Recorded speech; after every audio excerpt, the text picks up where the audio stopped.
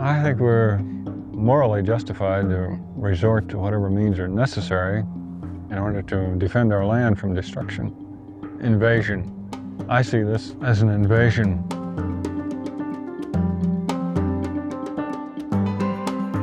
Welcome to Sacred Land Speaks, where we dive into the audio archives of the Sacred Land Film Project and revisit the interview clips we left on the cutting room floor over 40 years of filmmaking.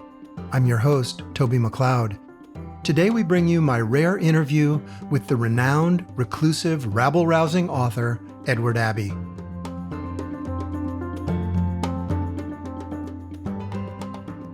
When I moved to Berkeley in the late 1970s, I read Edward Abbey's eco-thriller novel, The Monkey Wrench Gang.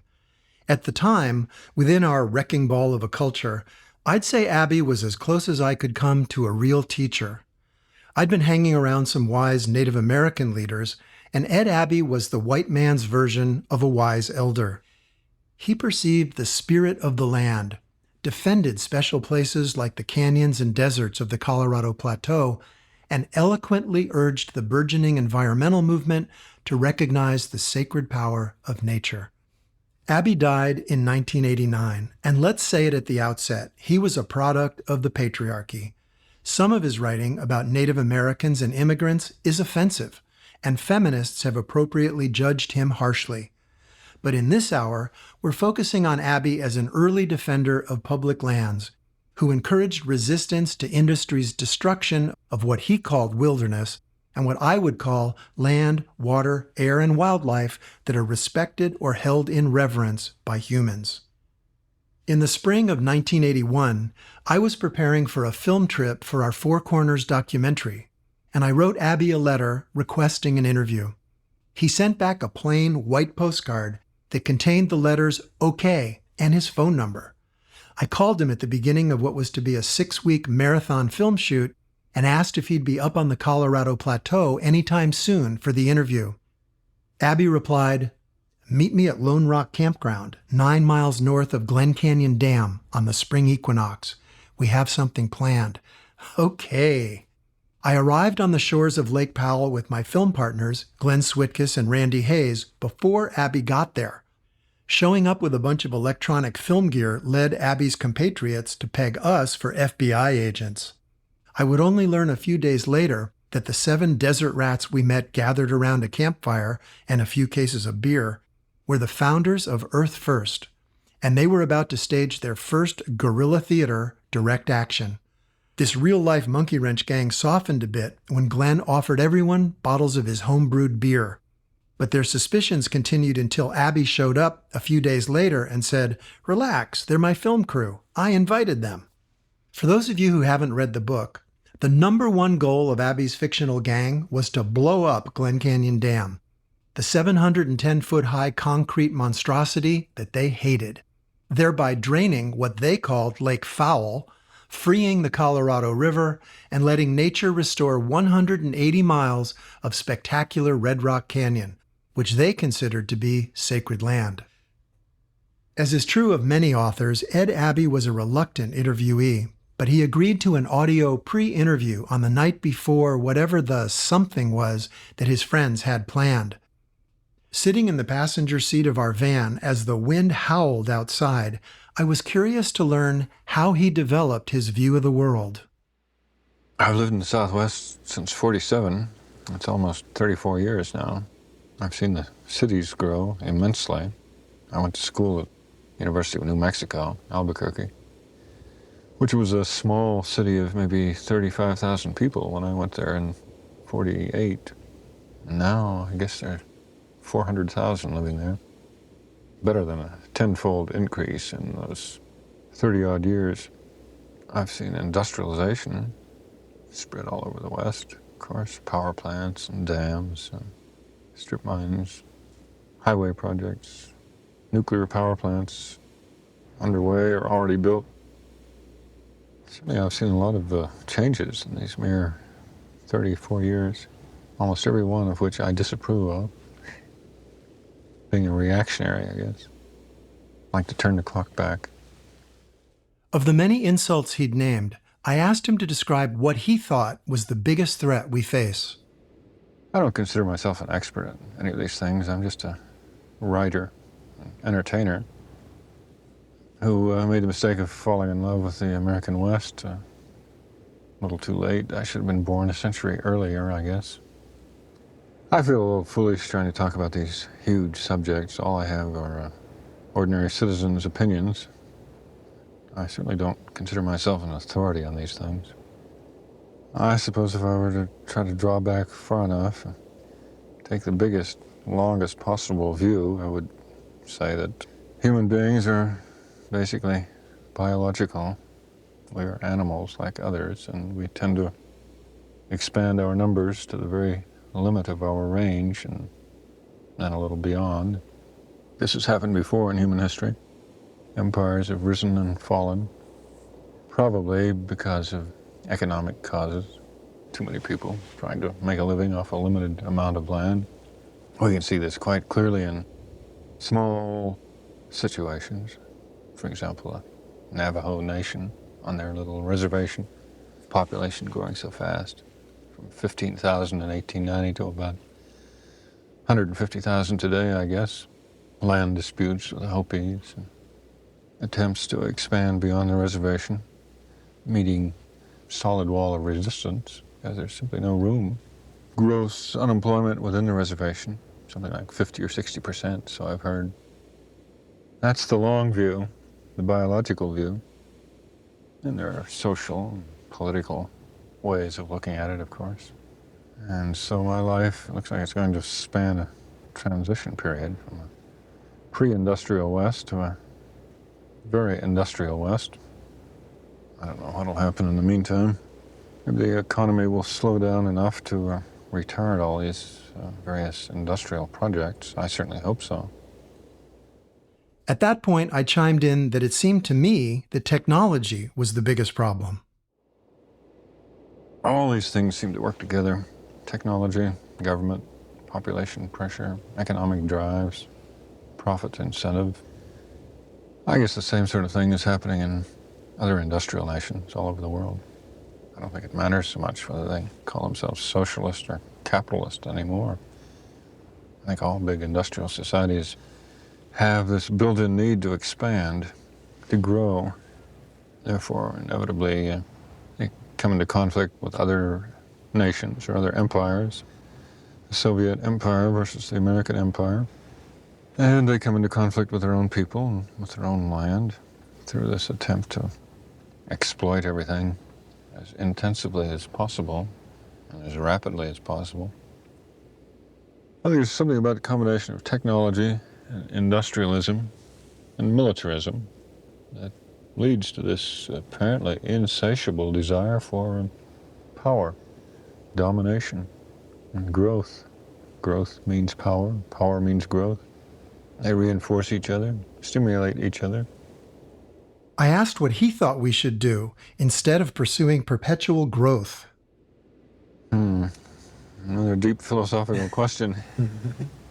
Well, I think stewardship is certainly a better idea than simply exploitation for immediate and temporary profit.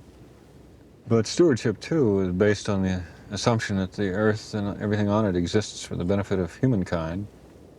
And therefore, I don't find it an adequate approach to the world. I'd prefer to assume that everything on this planet has a right to exist for its own sake, to continue to exist. Even inanimate objects, rocks and rivers, and certainly all forms of life, plant and animal, I think have some inherent right to exist and go on existing. I don't know how to defend that attitude philosophically. That's all it is, an attitude, but that's what I feel rather deeply.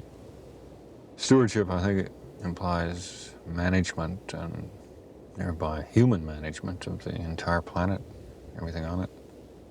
It's a European idea. René Dubos wooing the earth, the managerial attitude toward nature. That's another aspect of stewardship. Even wilderness is regarded as a resource. Everything is a resource, which means everything is to be used in some way however benevolently, primarily for human advantage, human pleasure, human recreation perhaps, or human profit. And I think we've got to find our way to some different point of view. Somehow we've got to transcend our human limitations and achieve I guess you could call it a transhuman point of view, a recognition, acknowledgement of the existence of other things and their right to existence. There are people working on this problem, this philosophical problem. I don't know how to defend it in any logical, coherent way right now. This concept, which we now refer to as the rights of nature, that everything has an innate right to exist, was a pretty new idea at the time. I like to think that Edward Abbey would be happy that it's become mainstream today. I asked about the effectiveness of his work, the impact of his writing. I've made a living at it, been effective in that way. Some people seem to like it, but I have no way of measuring what effect it has had on events. If any, I doubt if it's had much effect. People who write books and people who read books generally are not very effective in the short run, I suspect. I think ideas make a big difference in the long run over the centuries, but it takes ideas a long time to germinate and grow into something with any strength. I don't know any way you can measure that effectiveness. I think it makes a difference. I think it's best to resist to the best of our ability. I'm against passive non-resistance. I think we still have obligations as citizens to concern ourselves with what's happening in our communities and regions and nation. And the way of life is being threatened. The old agrarian way of life is certainly threatened here in the West. Farming, ranching communities are going to be wiped out, I think, if this military and industrial machine rolls over them. I think most people feel a conflict within themselves in these matters. They welcome the idea of industrial development insofar as it seems to promise jobs for their children and for themselves, more economic security perhaps for their communities. At the same time, they fear rapid growth or uncontrolled growth and the influx of thousands or hundreds of thousands of strangers into their communities. So I think most people are of a divided mind on these matters. I mean, most of the people who live out here have lived out here all their lives. That's the majority. Then you have loud minorities on either end, for and against. Pro-industrial interests have most of the power on their side. Political power, governmental power, money power. I don't think it's hopeless, of course. I think eventually the military-industrial state will collapse and we'll return to some sort of agrarian society, or maybe a hunting and gathering society. While Abbey was cagey about his direct involvement, he is credited with inspiring the radical environmental group Earth First, a real incarnation of his monkey wrench gang, which, soon after this interview, unbeknownst to me and my film crew, was about to go public with a performative act of civil disobedience on the hated Glen Canyon Dam. I asked Abbey if he felt there was widespread support for his efforts at environmental protection. I think there's a lot of support for the idea of conservation and preservation, yes, and probably a gradually growing support. But that support has not been growing fast enough to counteract industrial trends, retard them maybe, slow them down a little, but certainly not stop them or reverse them. This is typical anyway. People begin to prize things only when they realize they may lose them. When I first came to the Southwest in '47, why, I didn't have any more foresight as to what was going to happen to anyone else. I took it for granted that the country would remain largely open and free indefinitely. I suppose the Glen Canyon Dam, building of that in the late 50s was the first shocker to me when I realized that there were some people abroad running loose who were really determined to change things quite drastically here in the West. I think that's when I first began to realize that everything that I loved about the West was in great danger. How many people feel that way now? And what they're going to do about it? I don't know. As you know, there are dozens of conservation organizations with hundreds of thousands of members. Until recently, we seem to have a great deal of political power, but that was lost last fall, at least temporarily. I think there's still basic support for conservation. I'm sure there is. Majority support, probably.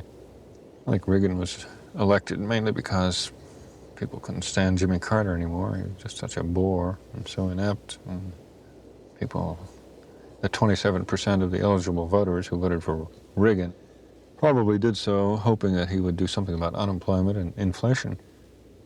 I don't think he has any mandate to undo all the conservation and environmental laws of the last 10 years. In fact, I can't see that he has much of a mandate to do anything. In many ways, 4 decades later, it feels like history is repeating itself. We replaced Carter with Biden and Reagan with Trump. Abbe says change takes a long time. Human beings are very adaptable. We've seen kind of life they will adapt to in India, China, and Europe. So I'm afraid the same sort of thing could well happen in North America, that the old ideals of wilderness and physical freedom will gradually be lost, surrendered. People will forget what they were like and no longer prize them. I think the U.S. is well on its way to being Europeanized right now. Hardly a square foot of American soil that's not being exploited for some sort of commercial or industrial purpose. Even the national parks, to a great extent, are part of the industrial commercial system, part of the tourism industry, and therefore the automotive industry, steel and oil. Well, I think for the short run, things look kind of bleak. For the long run, to take 100 years or so, maybe some drastic changes. Unless we go about these changes in some intelligent and rational way, why they'll also be very painful for most of us, I imagine. I asked Ed Abbey what he thought it takes for people to develop intimacy with a place, love for the land, and how best to protect it from the destructive forces he described so well in his writing. I suppose people have to know a place or a way of life pretty well before they can care about it. In fact, they have to participate in it, have a part in it. I don't suppose that people who simply tour the West as tourists and look at things from a distance will learn to love what people who live out here have learned to love. I think that kind of love of the land, love of the kind of freedom that open land gives you, is something that can only be learned through experience, maybe suggested through books. From what I hear, some things I've written have lured a few people west from the cities and helped lead to the overcrowding of the West. But generally, people don't care much about things they're not familiar with. They care about things they are familiar with and things that are causing them problems, and that's perfectly understandable. On the other hand, we can see that most support for conservation and wilderness comes from Eastern legislators and California, Pacific Coast legislators. So it's probably also true that people learn to appreciate most what they no longer have or have very little of. I think it's important to try to keep the tradition alive of what life in the American West has been and still is, and resist to the best of our ability those things that are going to destroy it. Delaying actions, rearguard actions, until something more basic changes. Probably the economy will save us if anything does. Inflation, which I see is caused primarily by the depletion of resources and the misallocation of resources. Too much of the natural wealth going into the military and not enough into real human needs. That surely is one of the basic causes of inflation. And as everything becomes more expensive, people are going to be forced to adapt to a somewhat simpler, more frugal way of life. Probably have fewer children. I think that's already going on. Somebody wrote a book called Muddling Toward Frugality. California professor, Warren Johnson, is that his name? I think so. And his outlook was pretty much more hopeful than mine. He thinks that things will change gradually. Our economy will become more simple. People will not only adapt to a frugal style of living, but will learn to like it and prefer it. I hope he's right. I hope things develop along the lines that he predicts. In spite of the many threats and wounds he chronicled, Abbey was actually optimistic about the future of the American West because of the scarcity of a key, life-giving resource. I don't think the entire West is going to be destroyed by industrialization. It's just going to be greatly diminished. I think there will probably always be plenty of open space left in the West. I don't think it can ever be densely settled and populated the way Europe is, for example, simply because of the lack of water. Unless they really do divert the Columbia and the Yukon into the West, which has been proposed, of course, or start towing gigantic icebergs up from Antarctica, pulling them up the Gulf of California maybe and up the Colorado River to Yuma, desalination. The West is very fortunate in being an arid area. So no matter how ruthlessly it's exploited in the next 10 or 20 years, I don't think it will ever be as densely populated as Eastern America or Latin America or Europe. Not unless we enter some kind of super technological planetary state with unlimited power and infinite exploitation of all resources. That's imaginable, I suppose. I guess people like Buckminster Fuller and Teilhard de Chardin can envision such a world, supporting maybe 10 or 20 billion people instead of what we have now, 4 or 5 billion. I suppose humans can adapt to it. Well, adapt to anything, but within limits. So we were making a documentary film. Earth Firsters were busy outside our van plotting their theatrical direct action protest. And I asked Abbey what his personal strategy was and what his advice was for people who want to make a difference. Well, my strategy is just to go home and try to write another funny book.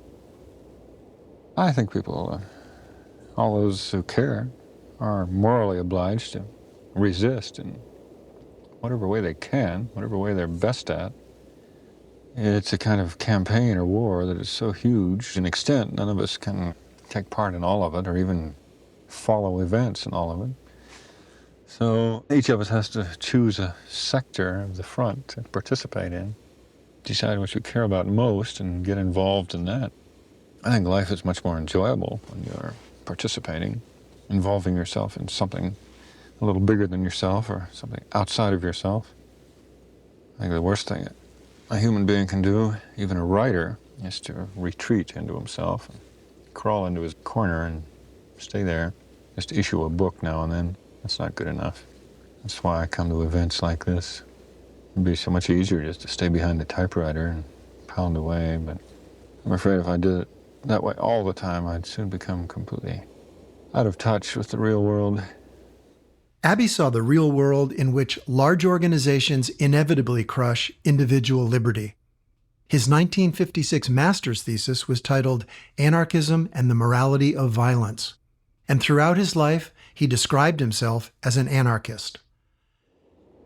I think rebelliousness and skepticism are healthy attitudes, yes, and that human beings should always be wary of human institutions. I think there's something about our institutions which bring out the worst in us. Governments and big businesses and military organizations somehow, it seems to me, combine the worst rather than the best features of human beings. Perhaps because a big organization enables us to shuck off personal responsibility, and therefore big organizations can commit crimes and do monstrous things that human beings as individuals might think of doing but would hardly dare attempt to do, and would certainly not have the capability of doing alone or in small groups. There's nothing like a great venerable institution for behaving like a hysterical mob. I think you can see that in government's behavior every day. I think we should try to simplify and decentralize our institutions, all of them. all the time. That should be a constant effort of human beings. Surely the evidence is pretty good by now that whenever we organize ourselves in large-scale groups, why we do more harm than good. We start building pyramids and pentagons and Kremlins, concentration camps. Trips to the moon and the Pentagon should be financed by voluntary contributions only, not by compulsory taxation. Abbe worried that things were going to get worse before they got better. I suspect that the battles are going to be more intense and bitter in the years ahead. And I'm afraid that if our economic troubles continue, that most people will naturally become so concerned about simply survival, preserving as much of their own standard of living as they can. Environmental values will be forced into second place. That's what I'm afraid of. In other words, that America will become more like Europe, in which every square foot of Earth's surface is used for human purposes. Tramways to the top of every mountaintop, dams in every river. Well, maybe a prosperous, booming economy would be the worst thing that can happen to the American West, at least. It's hard to say. Seems to be dangers either way, hardship and misery either way. I think another economic boom, such as we had in the 50s, would give us maybe short-term relief from unemployment, perhaps, but lead in the long term to just compounding of all the problems we're struggling with now. Compounding and worsening. Be far more people with far more needs trying to make a living off the same finite patch of earth. And we tend to become more and more like the Navajo Nation, except that there's no bigger nation around us which is willing to support us with a welfare system. I was trying to get at Abbe's ideal vision of human society, whether he thought technology and industry could be compatible with wilderness, and he frequently pushed back on my questions. Oh, God, what a question. All these questions are too difficult. They all suggest almost an infinite number of answers and complexities. Well, I've lived in Europe, and I've lived in the East, and I've lived in cities, and I've lived on a farm, and I've lived out in the wilderness, and I've lived in small towns. And I think what I prize above everything else is diversity or variety in ways of life and types of landscape, kinds of people. And I think the greatest threat of technology and industrialism is the tendency it has to homogenize everything, to constrain everything within one pattern. I see a tendency towards a planetary economy and a planetary technology, perhaps a very benign, benevolent one, ruled by benevolent computers, in which everybody would have enough to eat, and all basic needs would be satisfied, but there would not be much variety in ways of living or in kinds of people. There would not be much real personal freedom. This is, of course, an old familiar nightmare foreseen by people like Orwell and Aldous Huxley and other anti-utopians. I cannot imagine anything very good about a technological utopia unless it were somehow restricted to just parts of the planet.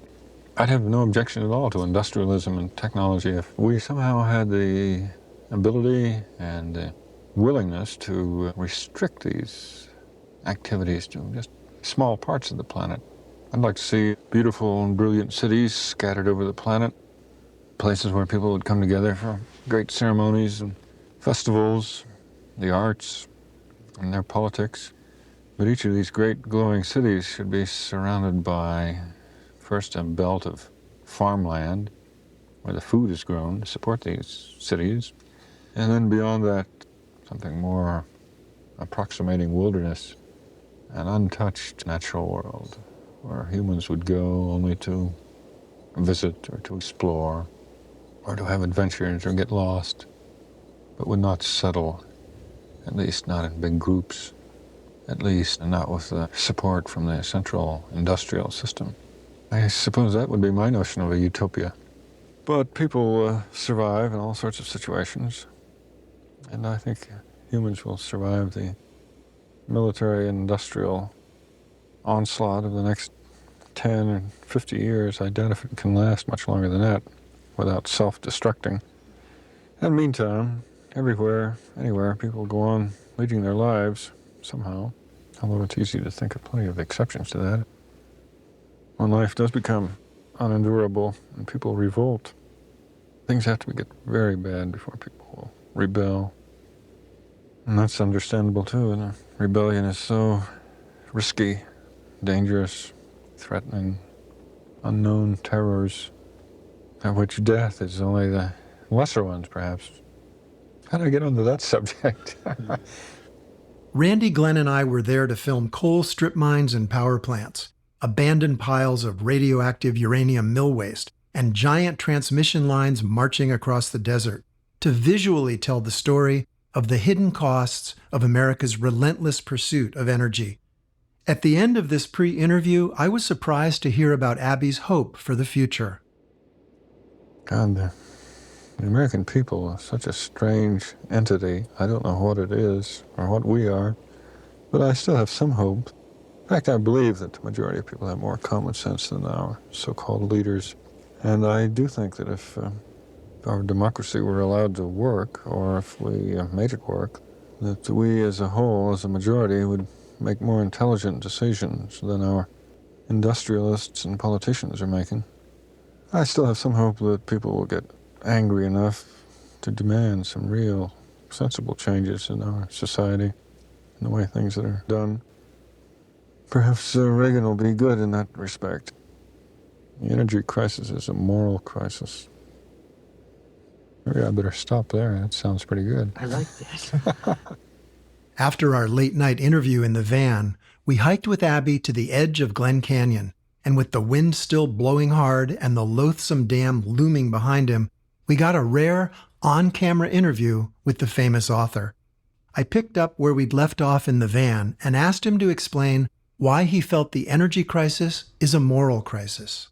I think the energy crisis is a moral crisis because it reveals a lack of sensitivity to the rights of other living creatures, the birds and the animals and the plants.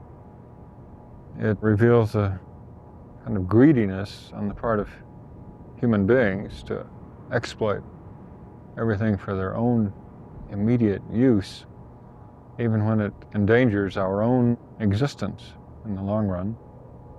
That's why I would call it a moral crisis. I think it's a failure of moral sensitivity, a failure to recognize the rights of other living things and non-living things. Standing with a bottle of beer in his hand and the wind threatening to blow his well-worn cowboy hat into the canyon below, Abbe railed against everything the dam represented. The American West is mostly power development, coal, uranium, hydroelectric power. I think it's a threat because I think the American nation has been over-industrialized already. I think we're way out of balance. Something like 2% of the American land has been preserved as wilderness. That doesn't seem fair to me. I think it should be more like 50-50. 50% wilderness, 50% commercial, industrial development. I asked him to expand on what was threatened by industrialization. Oh, human freedom, first of all. The kind of open space that the American West still offers, national forests, public lands, national parks, are essential to human freedom, personal liberty, and to the right of other creatures, animals and plants, to exist, to live their own lives as they wish. Because we were filming now, I asked again about his long view of human life in Western North America. Well, this part of the world has been inhabited, apparently, for about 20,000 years by immigrants from Asia who lived mostly in a hunting and gathering society. Their population never grew very large, and therefore they did not make much of an impact on the land. Although they made some, they eliminated a few species of large mammals, like the mastodons, tapirs, a few others I could think of. And then about 150 years ago, the Europeans moved in, and their impact on the land has been much more drastic. They've been trying to develop it and exploit it very rapidly, very intensively, in order to support a rapidly growing human population.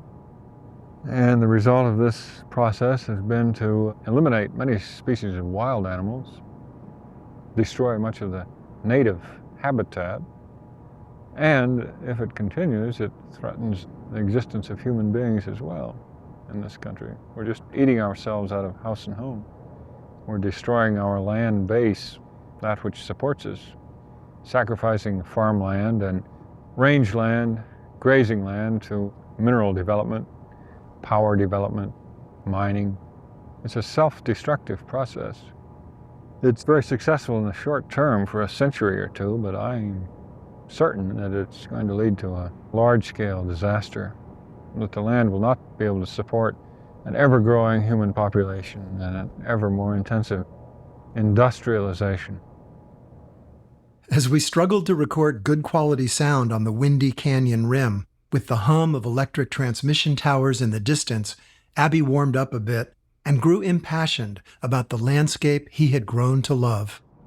Despite all these weird structures in the foreground, it's just a place of great grandeur and spaciousness, color, mystery, and I think it offers an ultimate form of human freedom.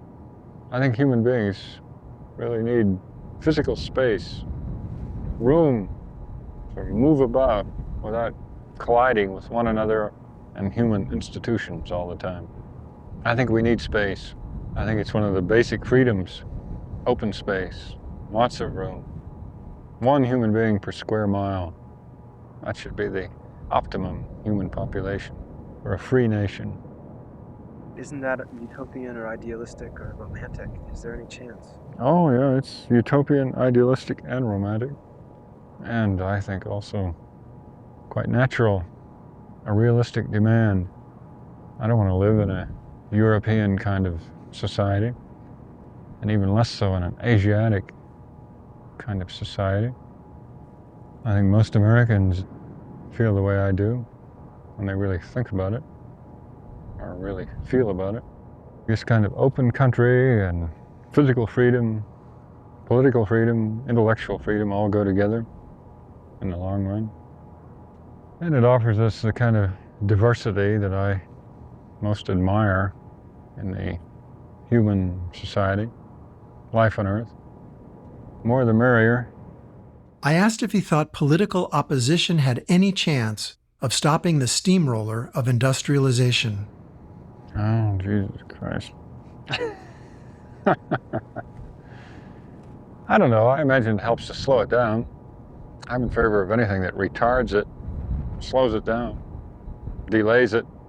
If it came to a real crisis or showdown between opposing forces, I don't think the environmentalists would have the chance of a snowball in hell.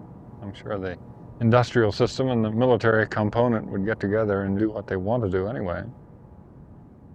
Edward Abbey's classic novel, The Monkey Wrench Gang, tells the story of a group of activists who cut down billboards, pull up survey stakes, and pour sugar in the gas tanks of the machines that are tearing up their beloved desert.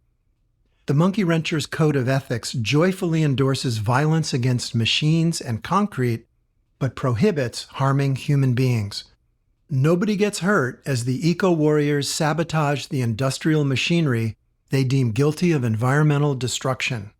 The way they see it, they're defending their home, their family, their kin. As Abbey stood in front of the hated dam and its crackling transmission lines, I asked if he still thought monkey wrenching was an appropriate response to the rape of the West.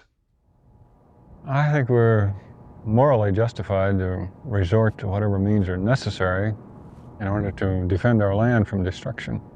Invasion. I see this as an invasion. These look like creatures from Mars to me. I feel no kinship with that fantastic structure over there. No sympathy with it whatsoever. Yeah, I would advocate sabotage, subversion, as a last resort when political means fail. While it wasn't an act of sabotage, the Earth First action that followed unfolded like a military operation. Back in camp, there were cryptic logistical discussions over breakfast. The vibe was somewhere between tight security and laissez-faire. We agreed to find a good location downstream of the dam to film whatever they had planned. A few hours later, I set up my camera on the bridge that spans Glen Canyon and aimed the lens toward the towering dam. And then, off to the west, came 4 men shuffling down an access road and hauling a heavy black tube out onto the dam. I filmed as they raised the cylinder to the edge and then unfurled a roll of black plastic that stretched 200 feet down, thereby cracking the face of the odious dam in a classic guerrilla theater stunt. I got the shot, which would become the climax of my first short film, The Cracking of Glen Canyon Dam. Meanwhile, a crowd had gathered in the visitor center parking lot, and we filmed as Ed Abbey climbed into the back of an old green pickup truck and delivered a stem winder of a speech. This earth was not created for human use alone. All creatures, great and small, animal and plant, have the inherent, basic, self-evident right to exist, to be, to live out their lives in their own manner, to produce posterity and pursue happiness in their own individual ways.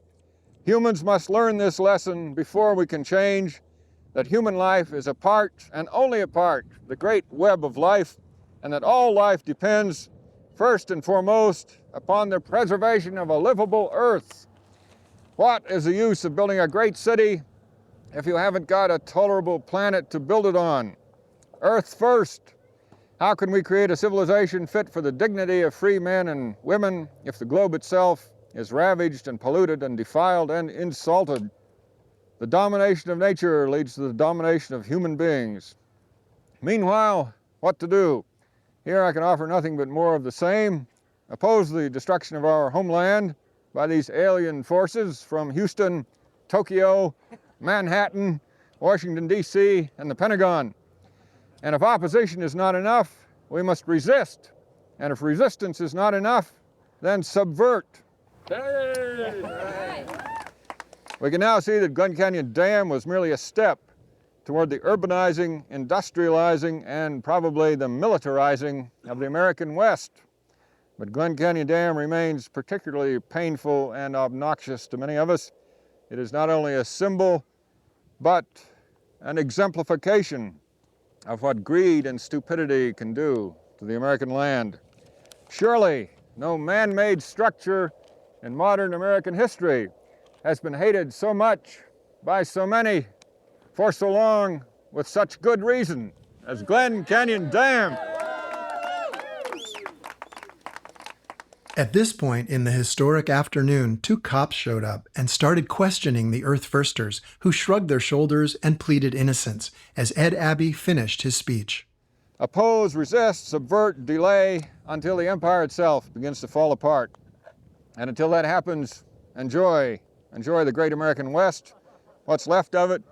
Climb those mountains, run those rivers, hike those canyons, explore those forests, and share in the beauty of wilderness, friendship, love, and the common effort to save what we love. Do this, and we'll be strong and bold and happy. We will outlive our enemies, and as my good old grandmother used to say, we'll live to piss on their graves. Thank you. Back in Berkeley, we cut the footage into a 9-minute film called The Cracking of Glen Canyon Dam with Edward Abbey and Earth First, which was then screened for thousands of people throughout the West. In theater after theater that summer, at the moment the unfurling crack seems to reach its full extent, it erupts with new life and rolls down another 50 feet, and audiences burst into laughter and cheers. We had captured a catalytic moment and the birth of Earth First. And as each crowd celebrated, I experienced the power of film and the magic of having been in the right place at the right time. Our on-camera interview with Ed Abbey was one of the few he did in his lifetime. As fate would have it, one of the only other filmmakers to interview him on film was Jessica Abbe, not related to Ed, but who I ended up marrying a decade later and have been making films with ever since. During Jessica's interview in 1985, when he was in Berkeley celebrating the 10th anniversary reissue of the Monkey Wrench Gang, Abbe made some thought-provoking points about civil disobedience, and Jessica has graciously agreed to share the highlights from her interview. What about real events? And a lot of the monkey wrenching that they do in the book, they get away with. Sounds pretty technical. Well, there was some field research involved in the creation of that book, yes. Can you be more specific? You think the statute of limitations has run out? Yeah, I did Use your own judgment. I did some night work, yes. I'll admit that I did it 10, 15 years ago. Are there any specific incidents that you can think of monkey wrenching, either by Earth First or other people, that have really accomplished what they set out to accomplish? I mean, Earth First has certain political goals. It's monkey wrenching is just a delaying tactic. In fact, I think the whole conservation movement is a delaying tactic. We're just trying to slow down the industrialization and urbanization of the country until we hope people come to their senses or enough political resistance can be organized to stop it, stabilize the human population. Do you advocate it? Advocate what? Taking extreme measures like those? Only as a last resort when all other means have failed. I regard defending the wilderness as something like defending your own home. I regard the wilderness as my home, my true ancestral home. And when it's being invaded by clear cutters and strip miners, I feel not only the right, but the duty, the moral obligation to defend it by any means I can. Writing letters to congressmen doesn't do it. And I am perfectly willing myself to go out and perform illegal actions. Civil disobedience, if that will help. And if that also fails, why then even more direct action. As long as no life is put in danger, I would distinguish between terrorism and sabotage. Terrorism is violence against living things, people and other animals. Sabotage is violence against machinery, property, which I am saying in certain extreme situations may be morally justified. It's not an easy argument to make. It gets awfully difficult and complicated, and I would not urge anyone else to mess around with it unless their conscience impels them to do so. We're proposing a return to some basic principles of human life living in harmony with other forms of life on this planet. People on Earth First think that the big U.S. conservation organizations have compromised too much. That it's time for an end to compromise, time for extreme and radical statements, at least from somebody. And I've always been happy to be an extremist and a radical myself, and I find it quite pleasing that there are thousands of other people who feel as I do. Do you think there are thousands? Including some really heroic types like Dave Foreman and Doug Peacock, and Wildcat Annie, and many others I should name, who are willing to put their bodies on the line to defend things they believe in, like trees, clear water, running rivers. Edward Abbey departed the physical world on March 14, 1989, at the age of 62.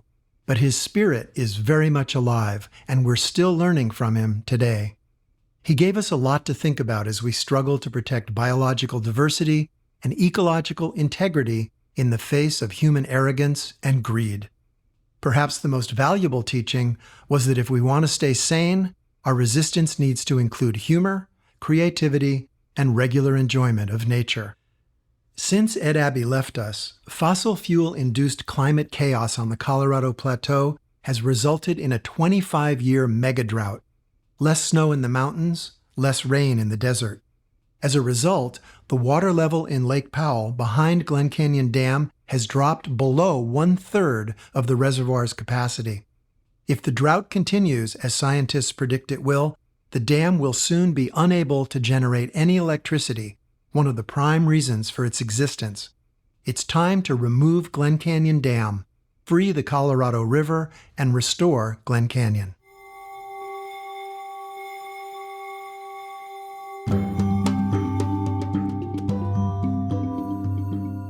Jessica Abbe has written a new novel about eco-activism in the forests of Northern California in the 1970s, titled Some Greater Awakening, a book very much inspired by Ed Abbey and Earth First. For a $200 donation to the Sacred Land Film Project, you will receive a signed copy of Jessica's novel. To make a tax-deductible donation, visit sacredland.org, or you can order the book at jessicaabbe.com. Tune into the next episode of Sacred Land Speaks for a rebroadcast of our story about the top doctor of the Winnemem Wintu and a fierce protector of Mount Shasta, Florence Jones. If you like what you've heard, please rate and subscribe to Sacred Land Speaks on your favorite podcast app. You can also visit sacredland.org to learn more about our films, resources, and suggested actions you can take to protect sacred places. This episode was produced and written by Toby Mcleod and Callie Shanafelt Wong. Our interview and film footage of Edward Abbey was recorded by Randy Hayes, Glenn Switkes, and myself. Jessica Abbe's interview was shot by Jim Hurwitz. Audio sweetening by Leroy Clark at Sirius Sound. Our theme music was composed and performed by Stefan Smith and Charles Johnson. Sacred Land Speaks is brought to you by the Sacred Land Film Project of Earth Island Institute, based in the Lejeune Ohlone territory of Huichin, otherwise known as Berkeley, California. Thanks for joining us.